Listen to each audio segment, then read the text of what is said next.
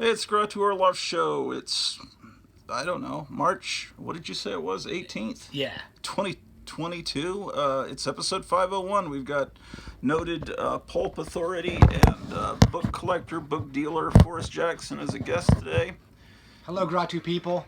And he's brought along some cool pulps to look at.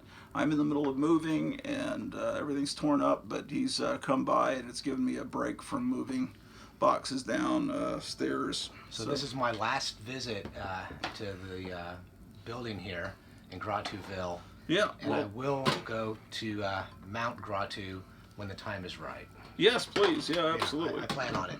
Yeah, so we're. It looks like the closing is now going to be next Wednesday, and then we're going to start moving shipments of stuff up there. Well, I know you've got a lot to do, so let's get right to it. It's kind of a truism, but we might, where do you start? In the beginning. And this is the first science fiction magazine, Amazing Stories. There might have been a science fiction magazine in Germany that predates this, but this is the important one. Amazing Stories #1, I think it's April 1926, and it's got this Frank R. Paul scene of ice skaters on a moon or a different planet. And at this time, Hugo Gernsback was mostly filling the pages with reprints. And you wanted to see the advertisements. Yeah. They called me a human clam, but changed almost overnight. I don't know what a human clam is. I guess it's somebody who's cold? Probably. So here's Volume 1, Issue 1. And what's so funny is that the crude drawing of Jules Verne flying out of his tomb, it looks like he has like a bosom.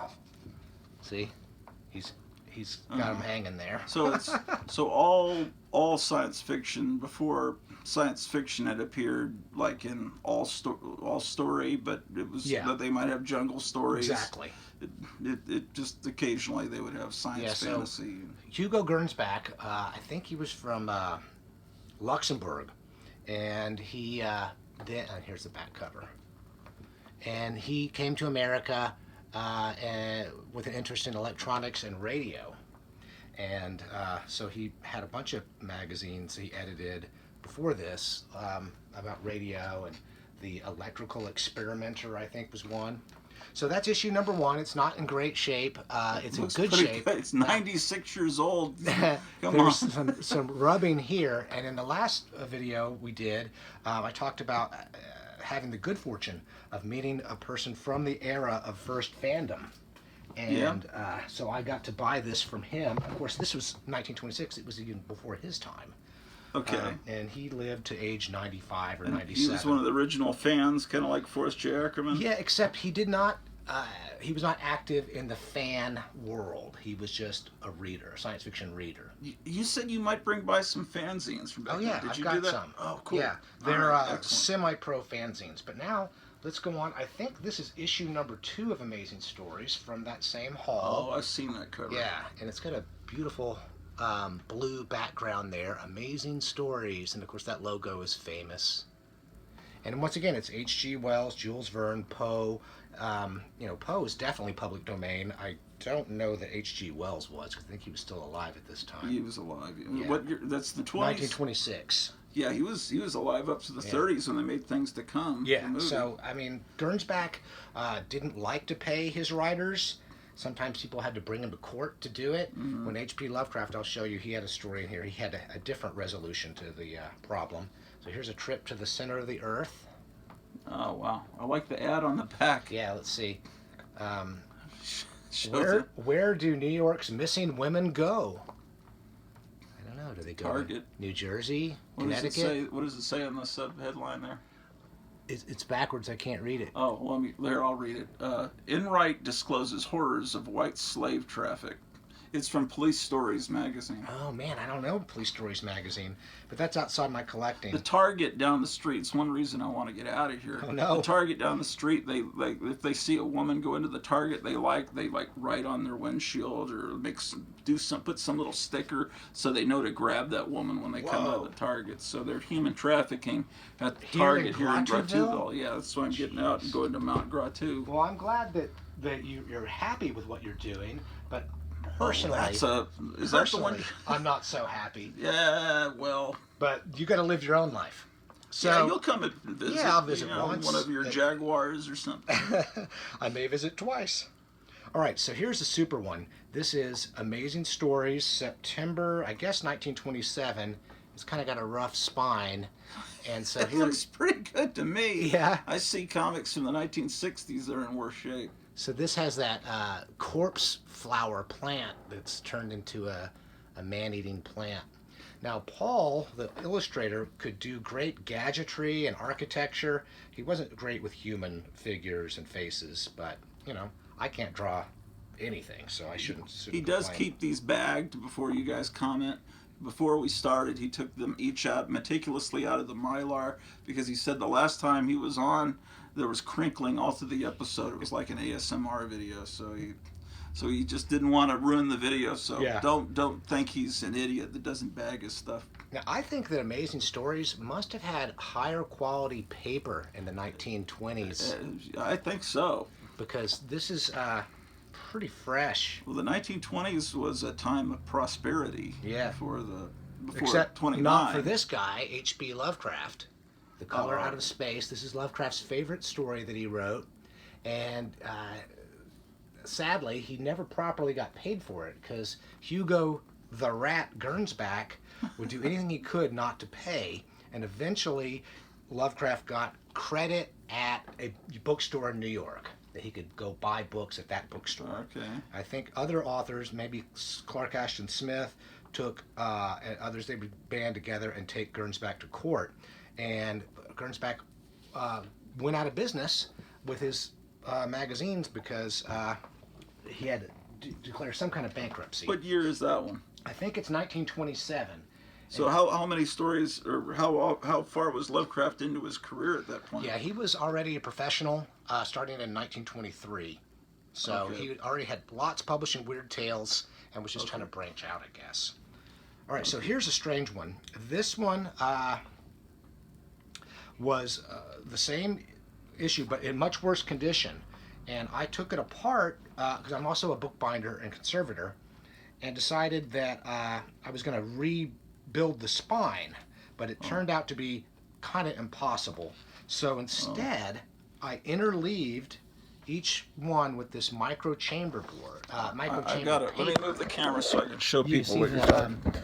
And you can see the watermark here. Oh, can you see okay. that? Conservation Resources micro chamber. So for being in here for 12 years, you can see the acids have already affected the color there. Oh, so here's what you're talking about. You have each page out individually. The spine was completely screwed on this pulp, and so was it eaten by bugs or something? I don't remember. It's been a while. I probably did this about 12 or 15 years ago. Whoa. And maybe it didn't even have the back cover. Oh, okay. Yeah, if it was there, I'm sure you wouldn't have tossed it. Oh, I would have kept it. Yeah. So the ironic thing? Maybe ironic is the wrong word, but I've got I wonder if this issue. Let me now flip it this way. I wonder if this issue will actually be preserved. Oh yeah, I even made a note to myself. 2003 of what I had done in my attempt to rebuild it. So here's the cover. So that's a color copy of the original cover. Oh, so that's the actual real this cover. This is the cover. And that's a color copy down there. Yeah, so Bob's Hobby Shop, San Diego, and somebody, he got it for 10 cents. This may have come from that pulp collector from the 1930s. And I asked him repeatedly if he remembers Bob's Hobby Shop when he lived in San Diego, and he always said no. That's a radio station at the top, yeah, WRNY? Because, well, think about it. Gernsback was the man in radio. So he would have had so he sponsors. had his own radio. Did he advertise on radio, this magazine? Or did he own the radio station? he was big into early radio. Okay, because that was like the geek Yeah. thing then. It was like the new form of electronics. Yeah. And he was a major promoter of it. That's why, like, RKO was called Radio Pictures, because radio was like high definition. It was like the ultimate in AI. You know, people like to use that kind of stupid terminology. So I just wonder, with the acid-free paper interleaving it, will this paper actually last longer? I don't know the answer to that. Yeah. But I'm going to find out. All right, so onward. Because you're immortal? So now we're going to show the one that Gratu is going to be happiest with, most excited about, I predict. Can you tell me who this guy is? Yeah, that's Buck Rogers. You are wrong. That's not Buck That Rogers. is Richard Seaton, Dick Seaton, the hero of the Skylark of Space. So Shit, I thought that was Buck Rogers. You did think that. So they report that inaccurately in a lot of these books? I think so. I mean, if I'm wrong, I'd like to know. I don't know. I got these science fiction books that say this is the first. This is the first issue. So this has here. Shit. Where'd it go? Armageddon 2419, Philip Francis Nolan. So it does have. That's the first Buck Rogers story. So let me get to that. I think that is Buck Rogers on the cover. I don't think it is, because it is, because I've read both. So here's this is the first Buck Yeah, Rogers here's the story. first Maybe Buck that's not him Rogers. on the cover, but it sure Right. looks like him. well, that's where the confusion comes from. Okay. So for science fiction novels and pulp writing and space operas, Skylark of Space is a bigger deal than Buck Rogers, because then he soon became a comic book phenomenon after this. Skylark of Space. Skylark of Space was considered to be the first space opera, but I think that there's other things before it that could be a space opera. Are you into the Lensman stuff? Well, I haven't E. read Dotson? those. I've only read Skylark of Space by Smith, but I do have those. So here it is, Skylark of Space, where he travels around and, saves the girl and defeats the bad guy. Now, you're into pulps. You're not really a comic person. Right.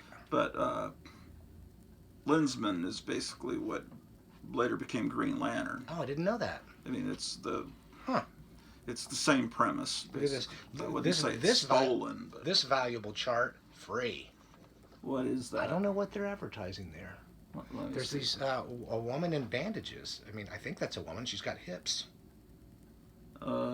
It's like how to wrap yourself in bandages and turn yourself into a mummy. I Cool. guess.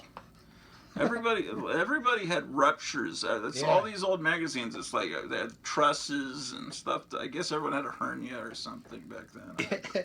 Yeah. So. Wait, what was here, that ad? Here it says, What was that ad? there? let's get to it here. It says, Edgar Allan Poe, the father of science fiction. Oh, that's cool. Isn't that a name? That's something Ackerman always used, science fiction. Well, didn't he? because this is from Ackerman's era, and Hugo Gernsback came up with the term science fiction, Okay. and it was too clunky of a term. Yeah. So here on the cover, Skylark, what was it? Dick Seaton, I think was the character's name, invented this flying machine. Okay. Well, it does look like Buck Rogers as far as Sure. the cap. But Yeah. what is the year on that? 1928, I think. 28. Let's see here. So Ackerman would have been how old then? Probably 10 or something. Yeah, this, let's see if there's a date. Yeah, August 1928. Okay. All right, so I thought you'd like that one in particular. Yeah.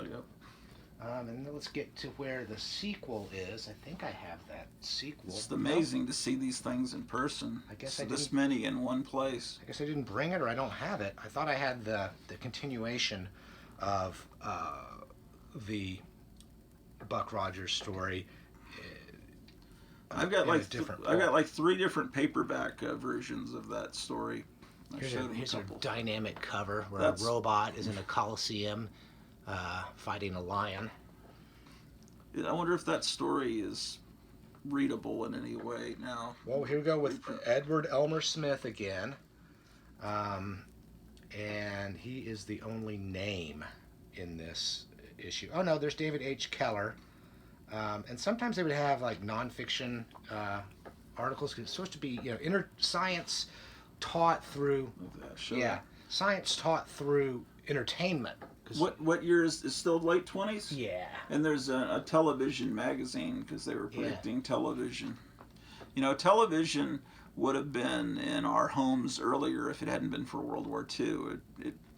As it was, we didn't get it till the late 40s. The Germans had television during World War II, but very limited, only in the big cities, and most people didn't have them. But they were broadcasting. Hitler was broadcasting on television, but it's something that should have come along earlier, except for everything being diverted to the war. Was it shown at the World's Fair in '39? Yeah, yeah. It was just like something that. Yeah. I think I'm getting some things confused in my memory about the Skylark versus the Buck Rogers, because here this is a sequel or a continuation of Skylark of Space. So I guess I don't have the issue with the continuation of the Armageddon 2419 or whatever the title is. Yeah. So here is a really awkward science fact theory, science fiction logo. And if I recall correctly, they had a contest because he liked to engage his readers in the letters columns and create fan organizations. And so some fan created this kind of busy logo for science fiction. Let me see it. Sure. Oh, yeah. And once again, 10 cents. That should be the Space Force logo. Or make a good tattoo. And Gratu said he liked this advertisement here. Pledge of secrecy, be a magician. Yeah, look at the guy with the turban.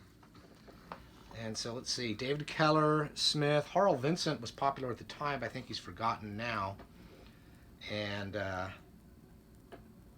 more Skylark of Space in this as well. So it was a novel that was in 3 issues, I suppose.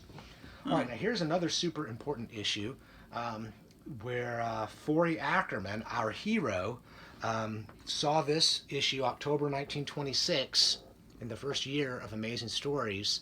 And he said, and the magazine spoke to him and said, "Little boy, take me home, and if all my life changed," because he was like Stan Lee. He had everything. He said it 50 million times to everybody that came in his house. He had everything. People ask if I've read every word in all of these books, and I of course I have. Every time I get a book, I open to the last page and read the last word. It's like, well, he was a cornball, but that's what you got to love about him. Yeah, I mean, we're all like that. We're all fucked up. Except when you went through his mansion, in between all these books like this, there'd be Hustlers and Swank hidden Did you between go? the shelves. No, I did. But Tom Renoni 1988, and it was fun. There's a lot of perversion hiding in Ackerman's mansion. Here he signed it December 87, Forrest J. Ackerman. And he says here, the issue that first sparked my lifelong interest in science fiction. So even in not just telling it as anecdotes, but writing it in the pulp. This is a really rough shape. It's for its age. It's still Island of Dr. Moreau. Is that the first printing of that? I doubt that. No, wasn't that more from the... Yeah, see, Gernsback would do all these reprints, and he probably didn't have to pay as much for them. Yeah. And I think at this era was before he started getting into hot water with his authors, I think. For not paying them? For not paying, or not paying properly. You know, like Farnsworth Wright from Weird Tales would have difficulty paying his authors, but he would always eventually do it. He might pay late, but he would pay. Yeah. So here's some more Gernsback publications. Didn't Ackerman have that cover repainted with himself in it? Did he get the original artist to do it or someone else? I think he did know the original artist, but it probably was somebody else. You'll have to look that up. Yeah, it doesn't matter. So here's some issues of Wonder Stories, which was kind of his second science fiction pulp. I don't know what order these are in, but I'll just show them quickly here. Here's one with a Clark Ashton Smith story, and a really interesting composition with all that, the abyss down there. It kind of, George Lucas probably... Looks like he's being shot from a cannon. That's the first thing I thought. Oh, yeah, I think that's more like it. Yeah. So let's see what the adventures of future science are like. So this is back when Gernsback is still the editor, because like I said, he lost control of his magazines in some sort of legal injunction or bankruptcy. May 1933. That's what it Okay, has so here. you're into the Depression. That drawing almost looks like it's not, but it looks like it's drawn by Basil Wolverton with those lines. I mean, it's too early to be Basil Wolverton, but it might have been a picture that influenced him. Yeah, yeah. Almost all these are going to be by Frank R. Paul. Yeah. See if there's any other illustrations. Okay. I guess sometimes they were weak on putting in illustrations. Yeah. Because they didn't. Not every story had an illustration, I suppose. All right, here's a kind of a cooler one. I think this Wonder Story is now 15 cents. That was a lot of money. Yes. So Weird Tales was 25 cents. It was one of the more expensive ones. Yeah. Let's see if there's a price on that one. I don't see a cover price on that one. Yeah, here's 25 cents. So maybe, yeah, this previous one was 25 cents. So let's see what they... 25 cents, isn't that like about $10 and to them then? You'll have to look that up. I think Yeah. it was a lot of money. I don't know what to tell you. Let's see if there's a date here. Well, it's still a Gernsback publication.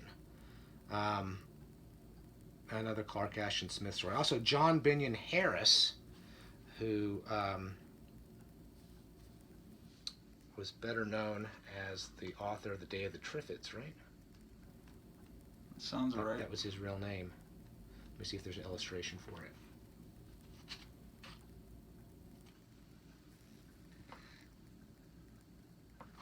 So yeah, bedsheet pulps. Did we talk about this? I think we talked about it last time, but the reason that they made these larger format was... These are bedsheet pulps? Yeah, these are bed sheets. It would be so that the if a regular size pulp was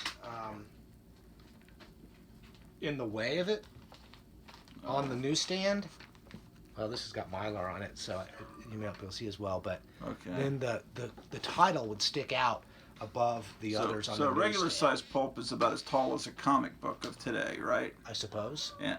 In fact, I think that painting was reused on a comic book This cover. has comics in it, and I'm going to show it to you later. Okay. Well, anyway, so you told me bedsheet pulps, and then Captain Strangeliffe on his last episode, I think last weekend, showed a bedsheet pulp, and so I thought, well, okay, I was expecting him to be real big, Like an actual size of a bed sheet? Well, not that big, but I was like the old Treasury. You didn't know what I meant when I said Treasury editions, but their comics are about this tall, from the 70s. And was that for the same reason? Do you think that they'd stand out better? They were just special deals. Yeah. So what's this issue? This is Wonder Stories, and somebody bought this, I think, in Buffalo, New York, because they'd often have a newsstand stamp. I don't know if you can see that. And, of course, it's great when the newsstand stamp is on the back cover and not the front cover. But I think it can add character. I always have liked stamps and date stamps and stamps of where things came from. Here's a letter from Julia Schwartz. Oh, cool. Yeah. He says, lately you've been giving us stories by authors who don't know a darn thing about writing. There are exceptions, of course. Well, wait, how long is the letter?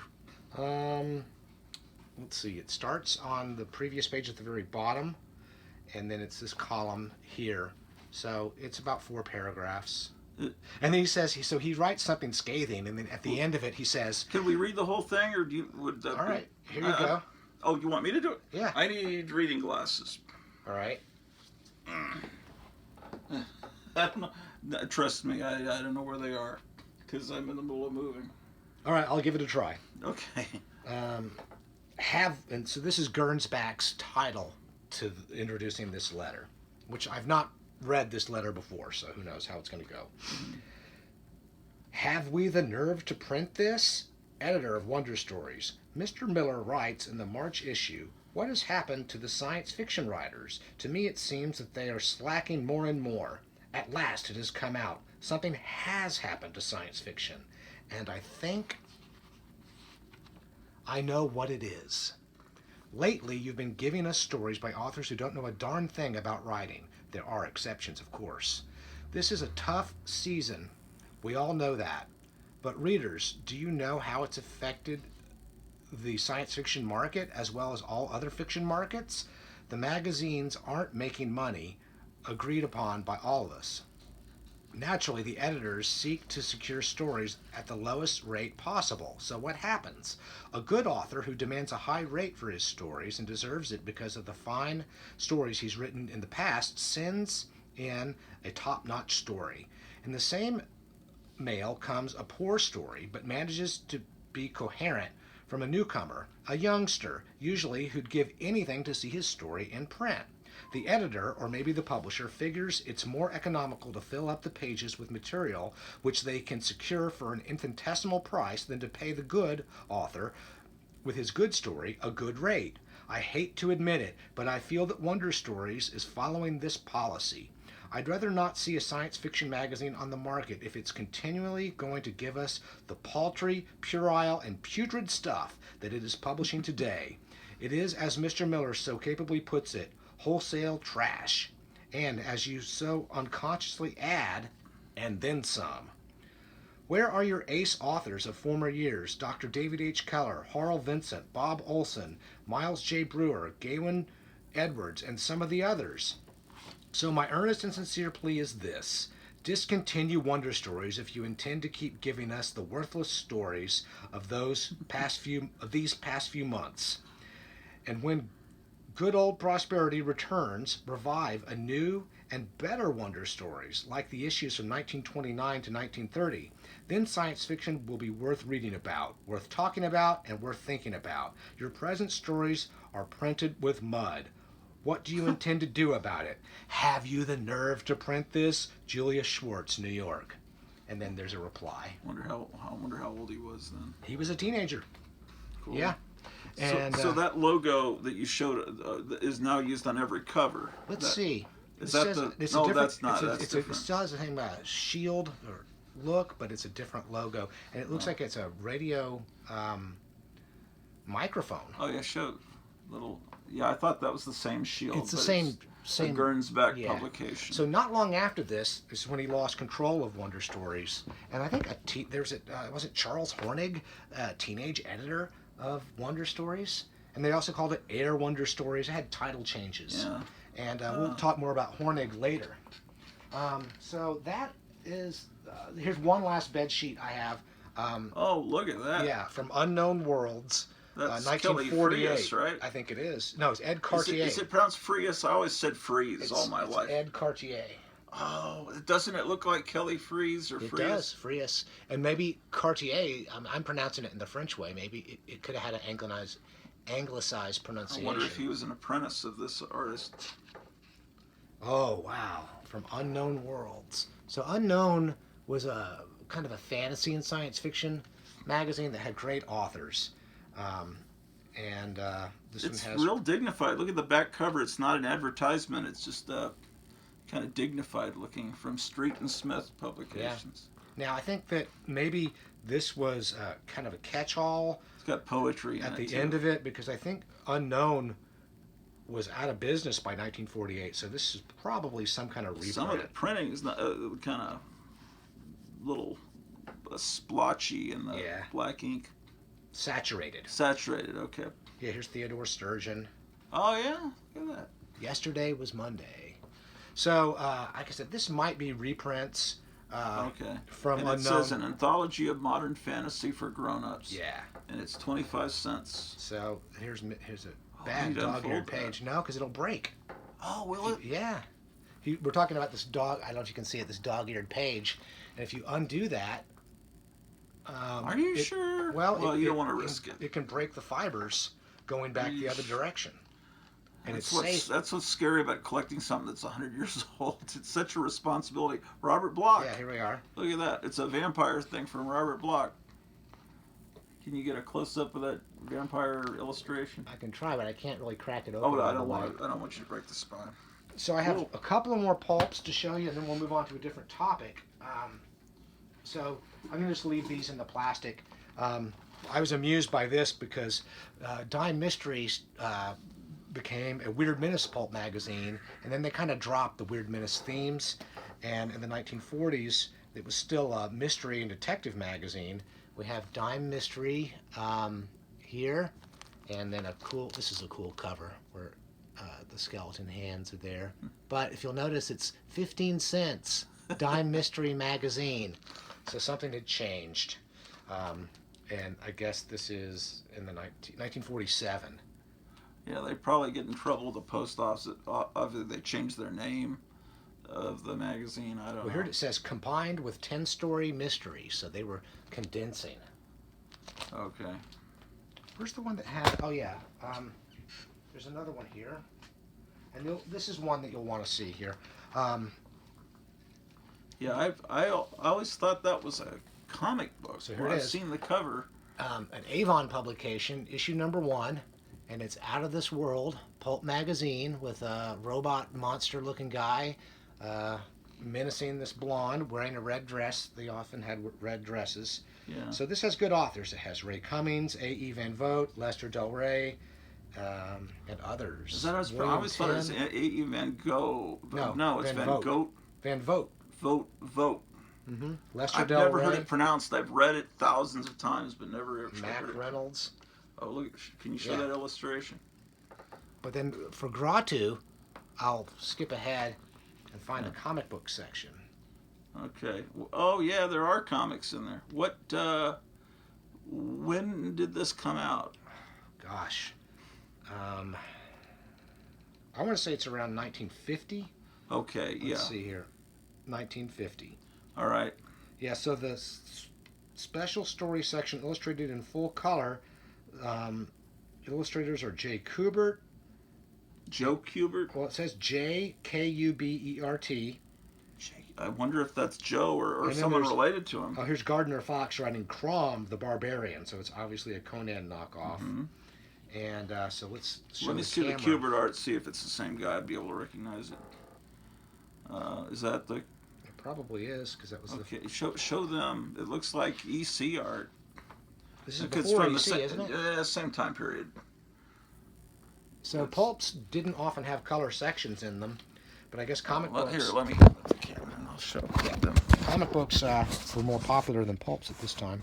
Yeah, pulp. This was past the pulp era. Yeah, it was near the end of the era. The mass market paperback put the pulps out of... I had no idea that there were pulps that had comics in the center of them. That's so weird. The man-eating lizards. Oh, that is neat.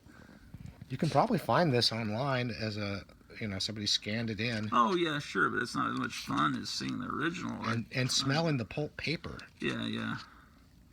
And then... There's more. So yeah, here's Crom the Barbarian. So this is that other illustrator, not the one that... This is the one that's labeled Kubert? No, I think the others were. Wait. Yeah, okay. Does that say Severin? What does that say? It says... the last name is Giunta. Oh, okay. Sorry. So Fox wrote these Conan knockoffs, and they're just not as good. Yeah. So that is Out of This World pulp, and I got that one because I try to collect issue number ones of things that are interesting. I want everything. All right. So now, do you have any questions about these? Oh, no, not yet. All right. Then we'll move on to something that I plan to write about. I'm going to try to get it published in Studies in Weird Fiction. Weird Fiction magazine. Maybe that's not the title, Studies in Weird Fiction. Is that a fan magazine Well, it's about pulps? put out by Centipede Press, and I'm just brain farting on if that's the exact title. But somebody out there will know. Yeah. So this is also really kind of exciting. So starting in 1929 and very much underway in the 1930s, fan magazines started coming out so they could exchange addresses and publish in each other's magazines. They built the aircraft. And so... This is the professional. Yeah. One I wish I had copies of was the Fantasy Man. And there you go. I'll just hold it up more. Wait, oh no, now you're not in the frame. I can't get the fucking thing.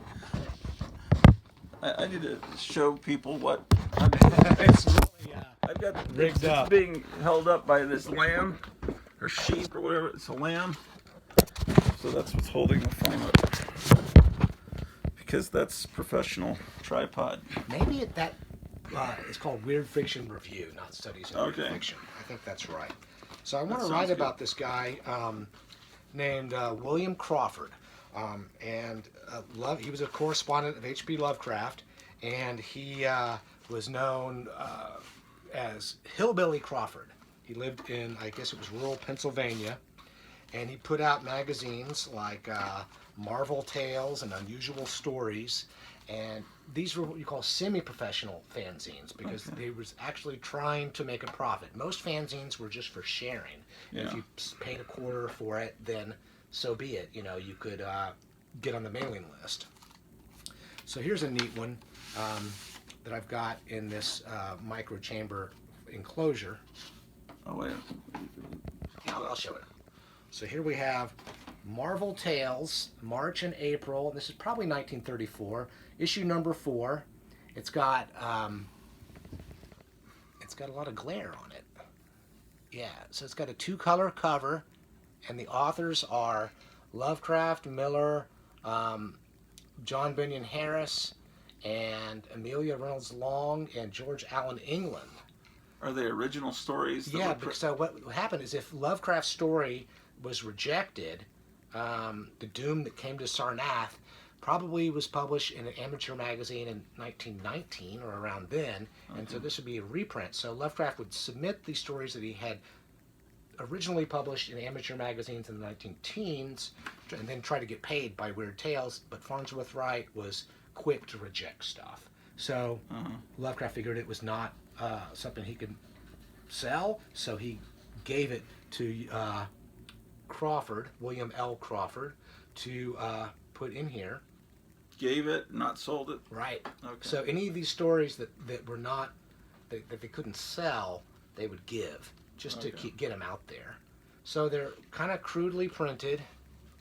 So it establishes a copyright in them as well. I guess so.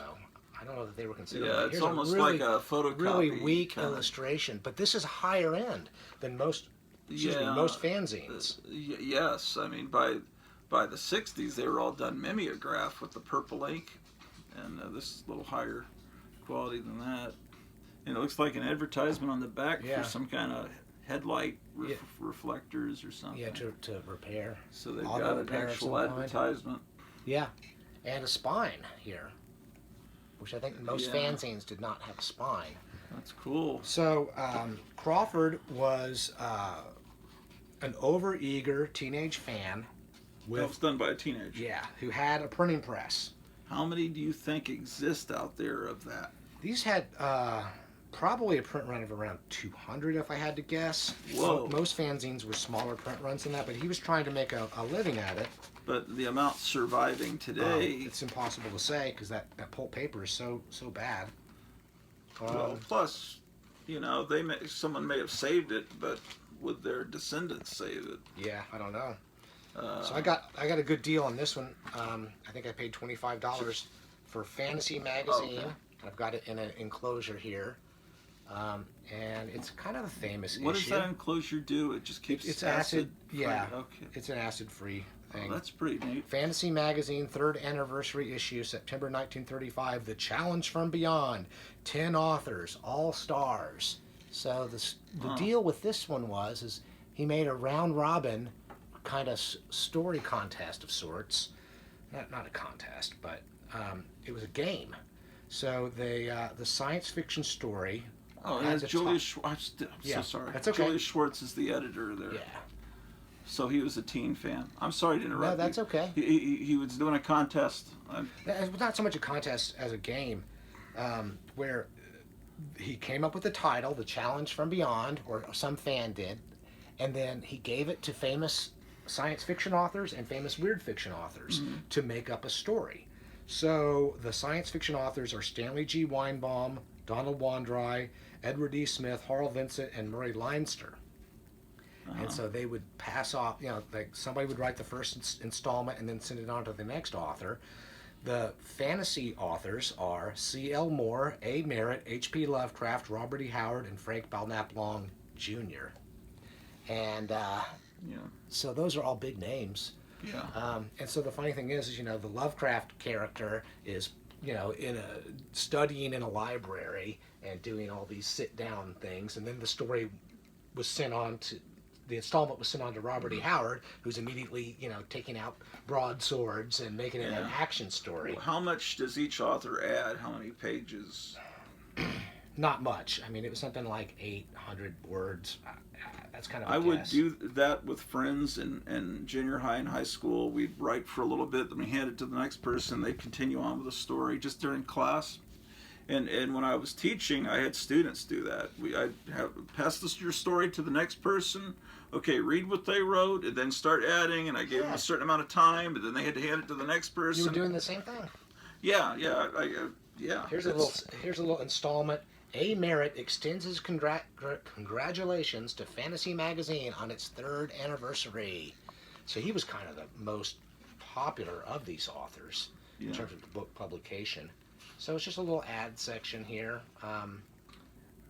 Here's a wanted section. Already in 1935, pulp magazines were rare. Somebody wanted Volume 1, Number 1 of Miracle, Science, and Fantasy Stories. So Miracle Science Fiction was a British pulp magazine. Are any of them for sale? Do they have inflated prices, or are these just Here they are. Somebody is offering Weird Tales Dunwich Horror 25 cents. I'd love to pay that for that. And here's one, Esperanto Essentials. That was a big deal, especially with Thori Ackerman. Yeah, Esperanto was supposed to be the universal language. They were going to replace all the languages with Esperanto, and everyone would be able to communicate in their future globalist dreams that, Star Trek promised that everyone was going to get along. We're going to go to space together, but you see how globalism really is turning out. And the Jetsons never really did much for us either. Yeah. So it turns out that's not Crawford, but I wanted to show that anyhow. My mother was born in the 1920s, and she says, "Well, I never." She said, I never saw flying cars. It's like they always said we were going to see flying cars. That was my point exactly. Imagine New Year's Eve with flying cars. People would be crashing into your roof, drunk drivers. Here's an obscure little pamphlet: "The White Sibyl" by Clark Ashton Smith and "The Men of Avalon" by David H. Keller. This is a Crawford publication, just 2 short stories, and advertisement for Marvel Tales in the back. Gosh, this glare is hard to. I know. I gotta get my wife's big ring light up. Well, is Marvel Tales? That was before. Yeah. They started the actual real Marvel Tales. It's totally different and long before. I mean. Yeah. Half a generation before, I guess. Interesting. This is Clark Ashton Smith, and this one belonged to Thori Ackerman. It did. Yeah, it says here, it was part of his. Yeah. Did you hold that up? I hate moving my phone because I can never get it back. It's a Van Hise. It's just a letter of provenance. I don't think. Can I read it? Yeah. Dear Mr. Jackson, this letter confirms that the copy of The White Sibyl by Clark Ashton Smith was the property of Forrest J. Ackerman and Park, I think he meant part of his renowned collection until it was purchased by you. Did he pass away in 2002? I think Ackerman was still alive in 2002. Oh, he's just downsized. November 6, 2002. James Van Hise. So that's cool. I love Thori Ackerman. And I make fun of him like I make fun of Stan Lee, but I love him. You make fun of yourself too, I hope. Yeah, sure I do. All right, so now we're getting even more exciting. You can tell because I perked up. So what we have here is the first science fiction book publication. Now what I mean by that is there were, like Edgar Rice Burroughs was published by mainstream publishers, science fiction. So these authors, there were science fiction books published, but this is the first book of a science fiction specialty press, a fan press. Here he is. Oh, a fan press. Yeah, Crawford as a teenager still. Created this one, and it's very scarce, and it's in nice condition. Mars Mountain by Eugene George Key, And I don't know if you can see, there's like a flying saucer. I guess it's a flying saucer there. And there's palm trees on Mars. And Spanish Villa, or like looks like the Alamo or something back there to me. So it's a very so it has the cover is what's called French wraps, which is the cover that wraps around like that. And then there's another illustration here. So it's 3 short stories by this author whose only claim to fame is that he happened to have the first. He was the first science fiction specialty press book, and it's really funny. And I'm going to go ahead and read this verbatim, and then since you're a school teacher, you can correct it. Oh, a former school teacher. That's right. So here it is in the introduction. The dedication, I should say, to Harry Stephen Keeler, author of some of the most unusual, interesting, and exciting mystery and detective novels ever written by the hand of man, and originator of the webwork plot. Go my best wishes and gratitude for the advice and help he has given me in my struggle to be a writer. My friendship for this great and good man are one of the many pearls of happiness it had been my privilege to own. Well, that last sentence didn't seem right, but it may not be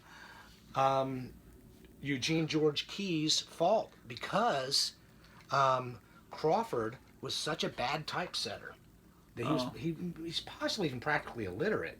That it's probably errors introduced into it by the setting the type. Yeah, it sounded like little Abner took over at the end. Here's a not so exciting illustration. Standing in the brush, he peered at the enemy tower. Yeah, that looks very teenage. Not exciting.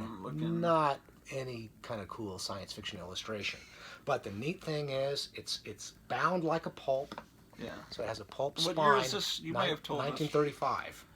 Wow. Nice condition. It's got a little nick down here and a small hole on the kneecap. It's so interesting to see the history of it's the history of the fandom that we're all part of. Exactly. This is where comic books came from this, from these books and these pulps. Read Marvel Tales for strange, gripping, fantastic tales of the imaginative and unusual.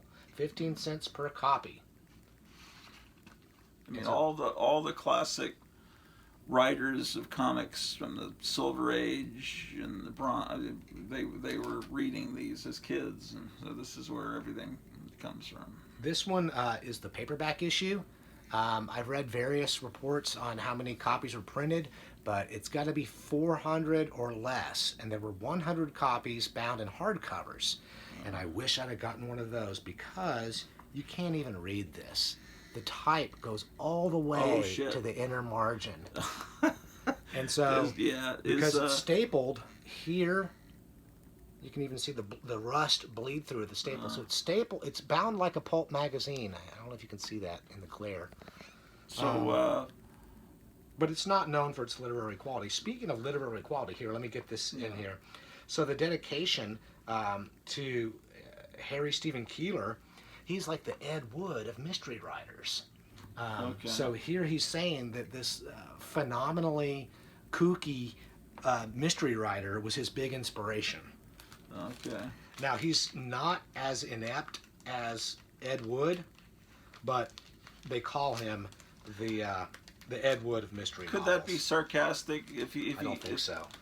Because like if you were doing a tribute to Ed Wood and then you start talking like someone garbling your language, it might be an intentional humor. Yeah. Like you is my idol. I don't think it. I think he was being sincere in that. It sounded like that until that last sentence. Like, what the Like I said, heck? that's the typesetting problem. All right, so I promised to build up to the most excitement. Okay. And that is the second book published by, book-length book published by Crawford was The Shadow over Innsmouth. Oh, man, it's hard to get that clear. So it's got the silver ink. There were 3 states of this dust jacket, 2 of them with illustrations and this one without. So that's for drawing your own illustration with crayon, right? I guess. I'm glad somebody did do that it. while you went to the restroom. I should have drawn my own should have drawn my own cover. So here's The Shadow over Innsmouth, the book cover. And you don't know, so you normally do see it with a cruddy spine because Crawford was also kind of an inept bookbinder. So he found them all himself, huh? I think so. But this was in nice condition. There were two states of the lettering, and this is the more common issue. And this is in nice shape. Oh yeah, it looks brand new. Forrest teaches bookbinding classes. Is that something, if they live in this area, they could... Yeah. Yeah, on Sundays. I don't have students right now, but here's an illustration by Patel, who went on to become a major Arkham House illustrator, or a frequent. I don't know if major is the right word. I never thought his art style was so great, but, see his art. But I'm glad he was there to do this. So, flopping, yes. Hopping, surging inhumanly through the spectral moonlight. So Lovecraft gave the manuscript to Crawford to create this book. People say technically it's Lovecraft's first book. So is that something that didn't sell and he gave it to him? Well, I'm sorry. Maybe I said it the wrong way. He furnished the manuscript to Crawford. Okay. And he was so upset when it came out near the Lovecraft's life. He died, within 6 months after this book being available. Maybe it's not what killed him. Is So autographed copies. Do you have it on upside down? The cover? I guess I do. Yeah, Thank you. No, that's cool. So Lovecraft just lamented this because of all the typographical errors. But this dust jacket is great, and we're gonna. I wish I had an illustration because the illustrations kind of make it fill out the space better. Yeah. But this is the original dust jacket, and we're gonna try something here in a minute. And Try burning it. So Lovecraft said that even the errata sheet had errors on it. So if you find that Lovecraft would correct he would get out his ink pen and correct things. So here's that's a lot of mistakes. Yeah, this is the errata sheet. How can we get that to glare? Not glare. All right. Well, you get the idea. It's a lot of mistakes, and then there's mistakes on the errata sheet. Don't you have a first edition of Fahrenheit 451 when the dust jacket's printed in asbestos? Well, it's not the dust jacket; it's the hard covers. The hard cover is actually made of asbestos. Yeah, or an asbestos-like material. Practically is asbestos, and there were 200 copies of that. Do you really want to keep that? Yeah, because if you don't agitate it, then it doesn't harm you. If you snorted cocaine off of it, it would kill you. Yeah, okay. But, that's true. They used to sell asbestos in boxes to sprinkle on your Christmas tree to look like snow. Oh, wow. I swear to God, I've seen it. So when you get old Christmas ornaments from the 30s and 40s, because they're beautiful, if they got, you got to be careful if they've got asbestos on them. Yeah. So people didn't know any better. This is printed on nice paper. Look at that. So this is a fan publication, Bazaar #2, probably around 1940. Well, doesn't that say 32? Well, that's the copyright date. Oh, copyright. So The Thing in the Cellar by Keller, and then luckily this one's autographed. These look like religious publications. Well, I guess sometimes they kind of look like something send you it get to the publisher. But this is on laid papers. This is good quality paper. I'll show them. Well, you have to show the watermark, not the watermark, but the laid lines. Okay. We don't want to mess up the camera angle again. And so then there's an essay on the psychology of fear and some poetry by David H. Keller. And so 1940. And the cover has got it's kind of got texture made into it, almost like it's you can fake see the leather 3 dimensions there. Yeah. So that's a fan magazine that, and then by 1940, a lot of the original teenage fans had moved on to college and soon World War II. So it came for new teenagers to come up and be fans. Yeah. Speaking of another original first fandom guy, Raymond A. Palmer, which we'll now move to.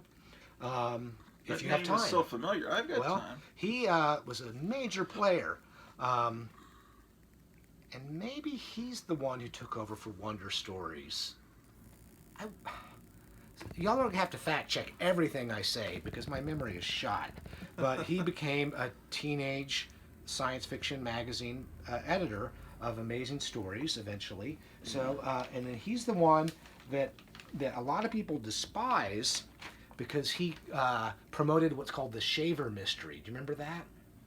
You have to refresh my So memory. Richard Shaver was a man who possibly had schizophrenia, but he kept it together well enough. He wasn't a dangerous schizophrenic, and of course it's hard to diagnose the dead, but he was different, and he had these visions, and sent in a manuscript that to Amazing Stories that was the other editors threw in the trash, but Ray Palmer pulled it out and said, I can make something out of this, and he made the Shaver Mystery. So here's Amazing Stories, and I think this is in the mid-40s, which is an era I don't so much collect, but I think the Shaver Mystery is such a hoot that I wanted to get these. So here we are. Do you think Formula. it was a hoax? Yeah. Oh, look at this. This is a great illustration here. So this all had to do with the hollow earth, and that these degenerate robots would send rays up through the hollow earth to confuse you. So if you stubbed your toe, it's because this underground creature sent up rays to make you stub your toe. So he was It's probably all true. yeah. So the Shaver Mystery increased the circulation of Amazing Stories. So, the publisher loved it. At first they didn't like it because it's supposed to all be fiction, and he's presenting it as fact that this stuff really happened. Well, that's a common Yeah. trope to, always at- say, this is a true story, Yeah. Texas Chainsaw Massacre and all that. So look at this beauty right here. Kind of a femme fatale if I ever saw one. But Yeah. gorgeous. Looks like someone Biden would appoint to an important office. So here we have there's not really famous authors in this. That's some of the worst pulp trimming. Yeah, I've well, it's ever no seen. trimming. Yeah, I mean, that's real The bad. overhang. So, so let's see here. Daughter of the Night. And so here's a snake attacking a woman. Now, that one you showed with the Shaver Mysteries was a lot thicker. Did it reduce its size? They had variations in size at times. They would Okay. expand to have larger, thicker That looked like a magazines. phone book. Yeah. So I have a couple of other things to show you. So then, so Ray Palmer started out as a science fiction fan and then became a professional editor for Amazing Stories. And here's another one. I love this cover, even though it doesn't have a damsel in distress. Yeah. It's that always, so great. That always reminded me of Lux Interior of the Cramps. Oh, I can see it. Yeah. It reminds me of Francis E. Deck Esquire and the Worldwide Mad Deadly Communist Gangster Computer God. That's what it reminds me of. Yeah, there's it's kind of a thick magazine. How many pages? 178 pages. Everybody had false teeth back then. Yeah, false All the teeth. And ads here's were oh, that's a girdle for men to wear. girdles for men and false teeth. To look slimmer. Yeah. Here's the gum gripper, false teeth. Imagine that, buying that out of the back of a magazine. Yeah. So Amazing Stories would have nonfiction and fiction, and people didn't appreciate that he was trying to blend it. So the people that read these, you would think they were teenagers, young guys, but they must have known they had a lot of older people in their 50s and 60s reading them, because a lot of the ads seem to be aimed at old people. Well, So I wonder who the actual audience was. Well, Like what the demographics of the average pulp buyer back then. Well, of course, there were so many different kinds of pulps, so they would appeal to different kinds of people. Like, ranch romance wouldn't appeal to somebody who read Amazing Stories. So, but the ads are the same in every pulp, right? Kinda, yeah. Like, I never thought about it that way. it's just like in a comic book, you don't see ads for trusses and false teeth. It's ads for bubble gum and stuff. So here's the one, the last pulp I'm going to show you, Planet Stories. Which later became a comic book. right? Yeah. Well, I mean, I Or don't was know. it just the same title? It could be just the same title. Not So the this is same Lee company. Brackett and Ray Bradbury. Yeah. Let's see what the date is here. 1946. So Bradbury was already established. Oh, here's the Million Year Picnic. And Brackett, she wrote she was like Burroughs kind of, right? She wrote lots of science fiction, and didn't she write the screenplay for Empire Strikes Back? Well, I think the original.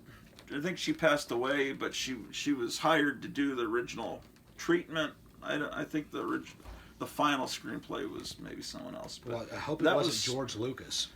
Well, Lucas was smart enough then in his career because he realized he hired someone that wrote like Burroughs, and Star Wars was heavily influenced by Burroughs by way of Flash Gordon.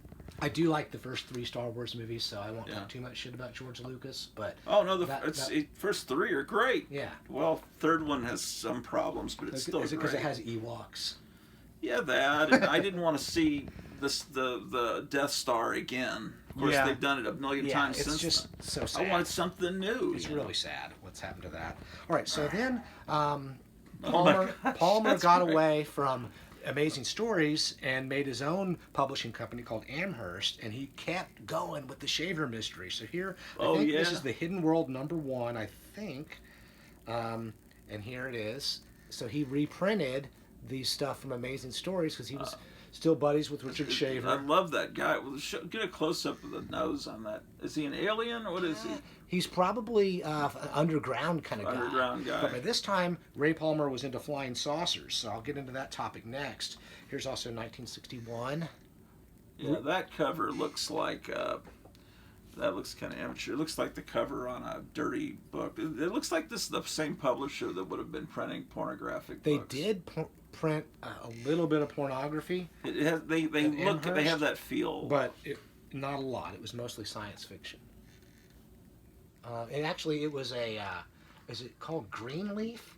Was a porno publisher that was an offshoot of Amherst Press. Once again, please fact check any and everything I say, because a lot of this stuff I was a fan of years ago, and so my memory may not be perfect. So then, in 1947, flying saucers became a household name, and Palmer jumped on that and started publishing flying saucer books. And I'm going to show you another high spot of excitement with thrills and chills. The Coming of the Saucers. You wouldn't expect it to look like this, would you? Now, I made this enclosure for it. Oh, okay. It's a chemise and slipcase, because this is one of the very first flying saucer books, The Coming of the Saucers by Kenneth Arnold and Ray Palmer. Kenneth Arnold had the sightings in 1947, I think in Washington State, and at some point he said, "Yours, Susie, Kenneth Arnold."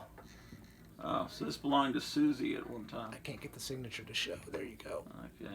So you'd think that a Ray Palmer autograph might be more common than a Kenneth Arnold one, but I don't have a Ray Palmer I don't autograph. think either one is common. Yeah. I mean, So here's a picture of Ray Palmer next to a wing-shaped flying saucer.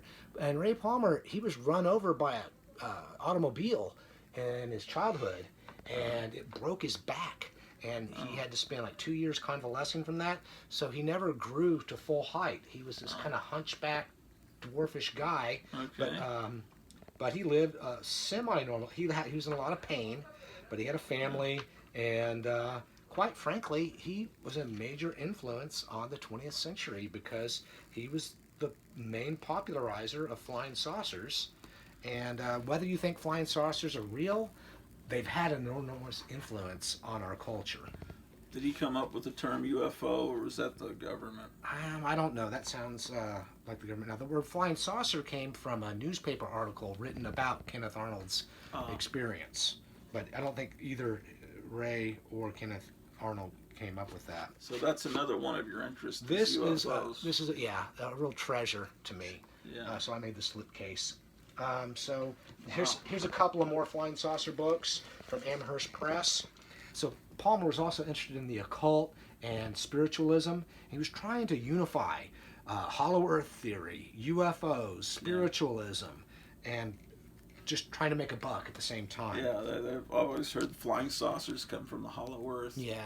Well, Palmer had a lot to say about that. So here's The Secret of the Saucers. I heard this one. I haven't read it, but I heard it's well written.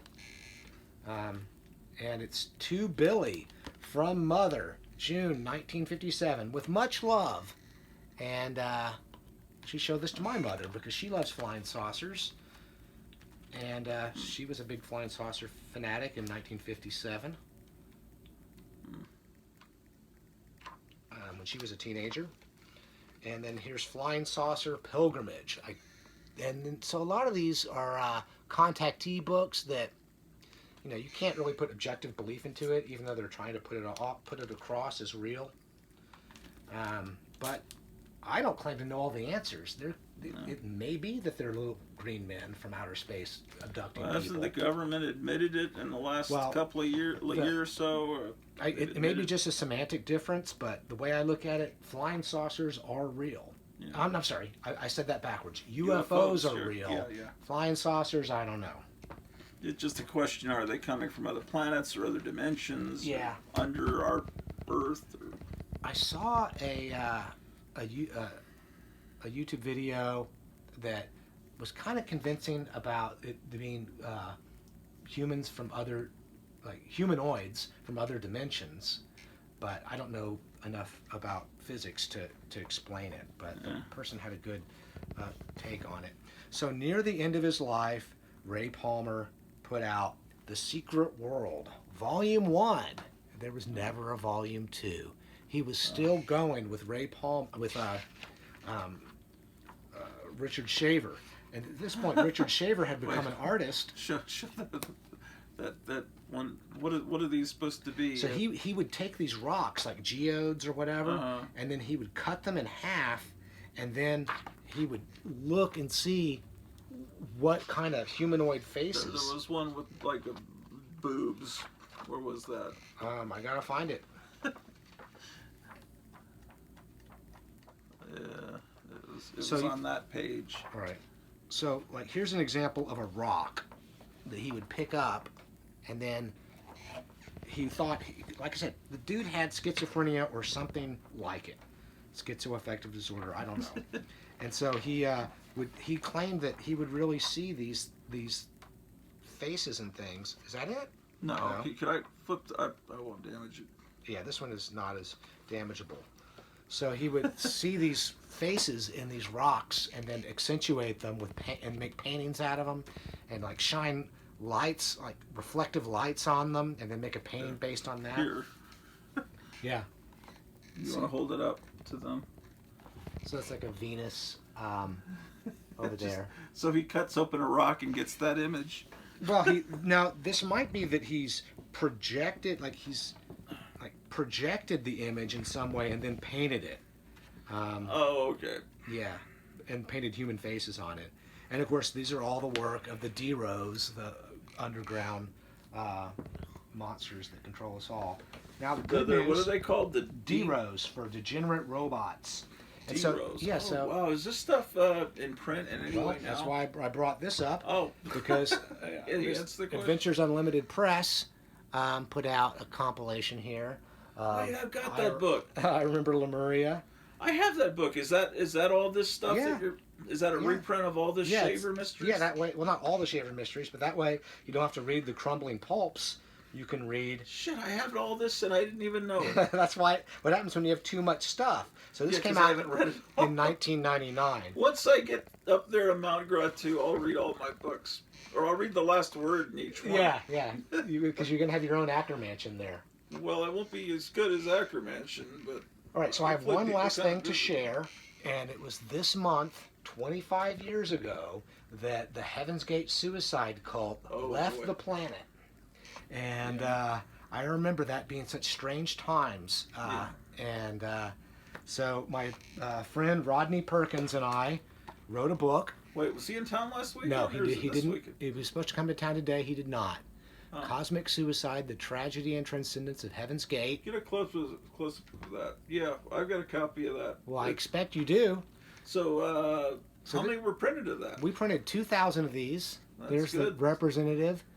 And these are still in print, and I will sell them for $20 postpaid.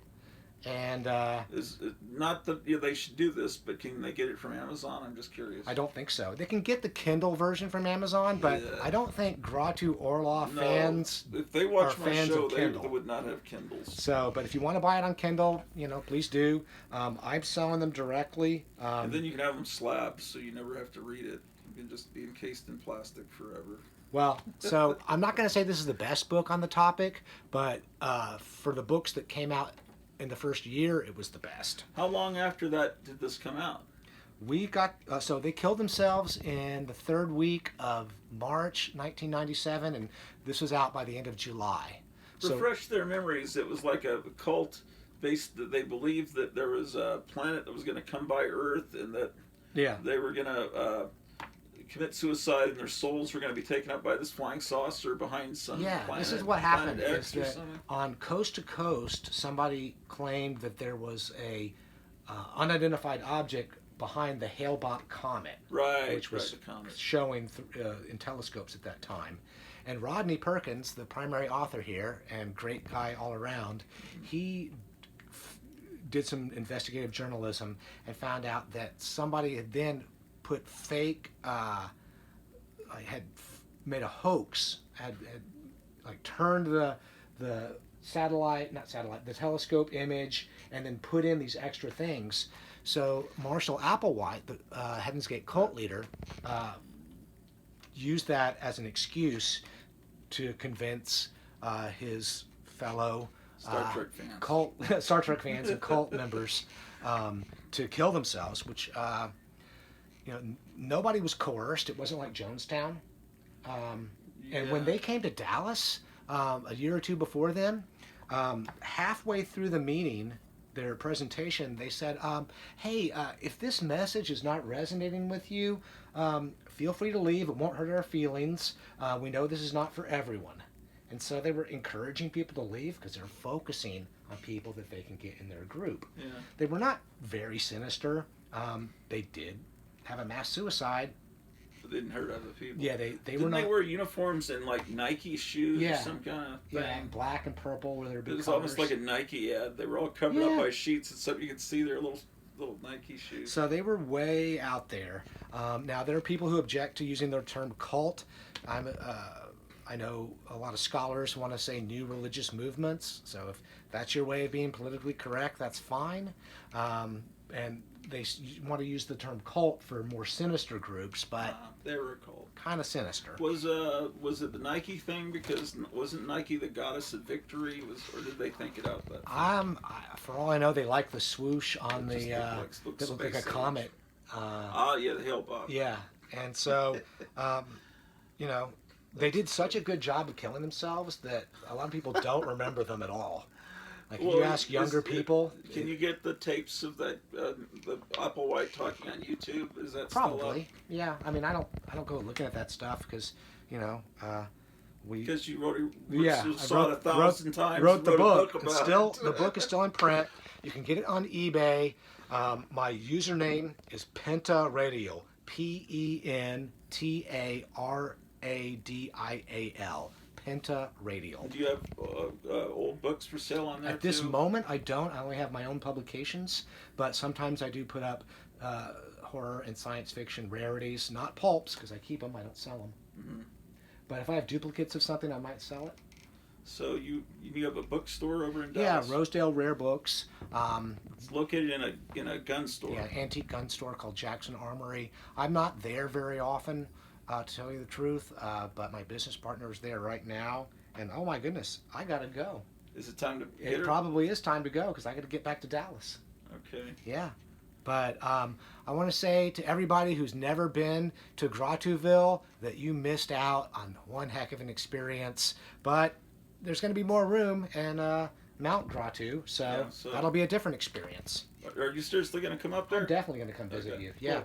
Like I said, it may not be, 5 visits because that's a long drive, but I want to see what you got going on. What do you mean 5 visits? Like if I visit you 5 times in a year, that's not going to happen. Oh, I thought you meant the rest of our lives. Yeah. No. So. No. Well, even you live like the next town over and only see you a couple times a year now. So Yeah. it's not going to be any different. Right. No, But well. I've really enjoyed coming over here over the years and geeking out with you. Yeah, and we've known each other since like the late 80s. No, 1991. We passed that out last time. Yeah. So, Okay, cool. All right. Goodbye, All right, Gratu see ya. people. All right, see you guys.